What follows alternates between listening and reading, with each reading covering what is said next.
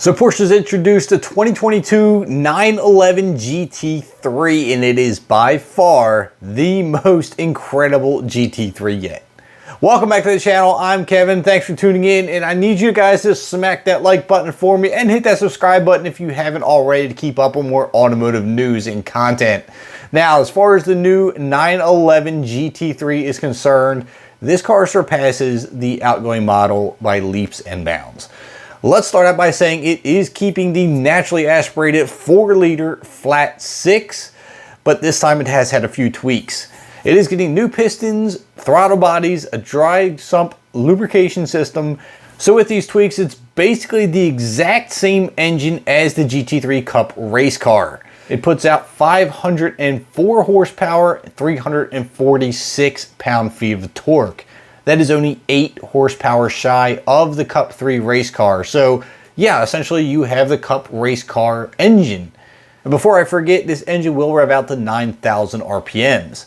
Now, of course, being a GT3, they are going to want to try to shave some weight, and you will get that with some lighter weight seats, window glass, a couple other odds and ends, which will keep the weight of the car down to a total of 3,150 pounds. Now, you are going to get your choice between a 6-speed manual transmission or the 7-speed dual clutch PDK unit. Now, obviously, the 7-speed dual clutch is going to be the faster option if you want all-out speed, giving you a 0 to 60 time of 3.2 seconds and a top speed of 197. But at least you still have that option for the 6-speed manual if you like it. I know it does kind of give you more of an engaging feel, more of a driver enthusiast feedback, but the PDK system is undeniably fast. It's one of the most incredible automatics, or should I say dual clutch systems, on the market today. So I'm going to need your comments down below, and if you prefer the 6-speed manual or the PDK transmission, I don't know, it's a tough choice. On the street, I think the 6-speed manual would definitely be more fun. If you're tracking it, you're going to have to go with the PDK. It's just faster. Leave your comments down below. I'm curious to what you think. Now, before we get into any more specs and details of the performance and odds and ends that they changed, let's take a quick look at the exterior of the car and its styling. It does look a lot like the 911 Turbo S they recently introduced. That's a great thing. I love the look of it. It's sleek, it's mean, it's low, it's extremely low, and you can obviously see it's wider. Even the fender flares on the front are significantly wider than the outgoing generation. The front has a large lower grille. If you go around to the back of it, you have that long swooping LED tail light in the back, center dual exhaust. You have the fixed wing on the body as well as an adjustable high wing on the back of the car. Very large wheels. We'll get into the details of those in a second. Color matched pinstriping to the body color. Overall, a fantastic looking car. Really looks good. As far as the interior is concerned, there's not a lot of massive changes, just a few minor tweaks here and there. Overall, very familiar Porsche interior. Large 10-2 grip on the steering wheel, good 9-3 notches, wrapped in Alcantara. It looks like you have Alcantara down on the door panel, on the shifter boot. But overall, just a very familiar feel. Massive tack in the center that revs out, you can see, to 9,000 RPM red line and will go as far as 10,000 RPMs. The other two gauge pods on the sides of the tack are both digital. Very large center infotainment screen. I mean, this is a very comfortable place to be. Porsche's always had very nice interiors. I've never had a complaint with them. They look stylish, they're very comfortable, and they always do a really good job. All right, so let's dive back into some more of those performance specs.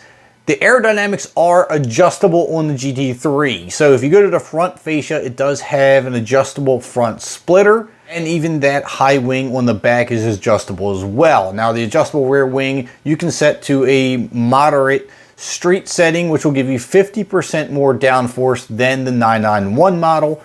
Or you can put it in the most aggressive setting for track performance, giving you up to 150% more downforce. That is a substantial increase over the last model. Now, all that downforce in the rear will be needed because this model is a rear-wheel drive only model. So we are sticking true to the GT3 in that fashion. Now, other exterior parts that are now going to become carbon fiber to help keep down some of that weight will include pieces like the hood, rear deck lid, and the rear wing.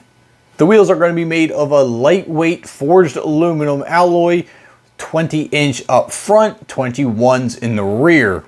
They are going to be wrapped in Michelin R compound street legal tires, measuring 255s in the front, 315s in the rear. Now, as far as braking system is concerned on the GT3, the standard iron brake system will measure 408 millimeters on the front, which are an increase of 28 millimeters overall. Now, you can opt for the upgraded carbon ceramic brakes, which will save you a significant amount of weight, which measure 410 millimeters or 16.1 inches in the front. As for the rear, they will measure 15.3 inches. Now, I did mention that it looked like it had a much wider stance, and that's because it does, and that wider stance is thanks to a much wider front axle, which is fitted to a multi-link suspension and four-wheel steering. The GT3 is 0.4 inches wider both front and rear.